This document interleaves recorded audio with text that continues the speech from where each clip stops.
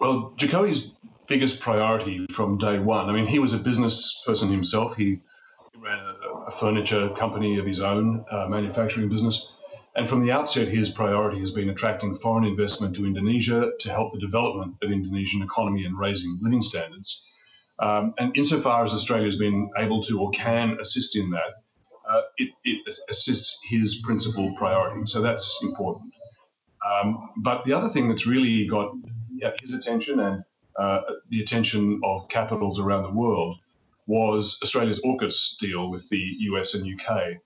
The initial reaction from Indonesia was quite harsh, and Indonesia expressed, when the Morrison government first announced the deal, the Indonesian position was that this risked nuclear proliferation and was therefore a dangerous prospect. Under the Albanese government, they seem to have talked him around.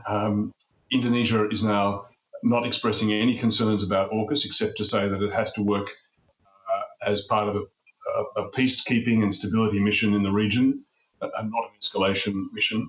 But they've dropped any concerns on that subject. And from today's communique between the two leaders, we actually see Jokowi expressing support for positions, much more vocal and direct support for positions that Australia has long held. Two critical ones I'd point out briefly, Bev. One, saying that both Australia and Indonesia put importance on the ability of countries in the region to be able to operate free of coercion. That's new in communication between Australia and Indonesia. And the second one was for Indonesia to express some harsh criticism of what it called Russian aggression. What the two countries agreed was Russian aggression in Ukraine. So in that sense, the strategic views of the two capitals have become much more closely aligned just in the last year. And those are important movements, Peter. I guess the point that you make is Jokowi is nearing the end of his second and final term, as is the rule for Indonesian presidents. He won't necessarily be the person we'll be dealing with going forward. So how much faith do we put in the direction it's taking at the moment?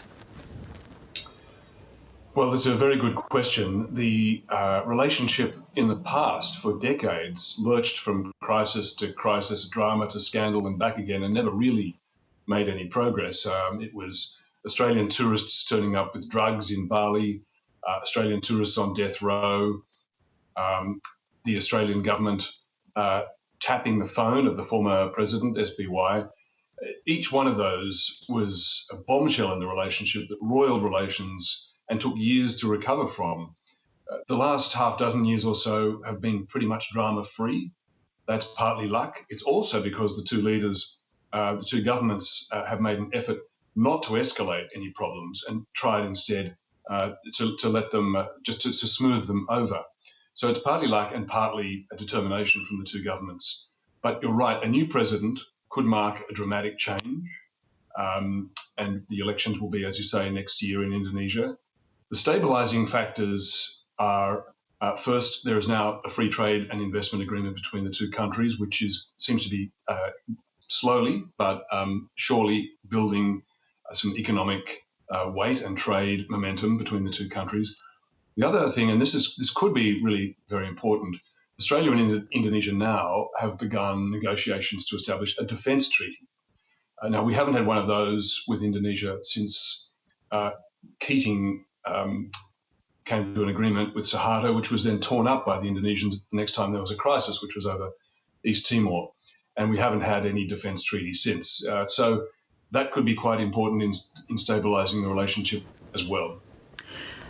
How will Australia be able to capitalise on this kind of rather unique opportunity? Indonesia wants to become a regional hub of EV batteries. Australia has something they need importantly, and that is lithium. Is it critical that we strike the right deal here in terms of being part of whatever might develop out of that, should we provide the lithium to Indonesia?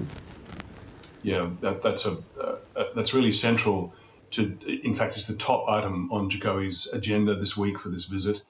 He has made a big priority, and his goal is to start making electric car batteries in Indonesia next year. the big picture here is that all the major powers are competing for dominance in the electric car and electric vehicle battery markets. The Chinese, the Indians, the Americans have all put mega billions into subsidizing their programs. Indonesia is making a play as well.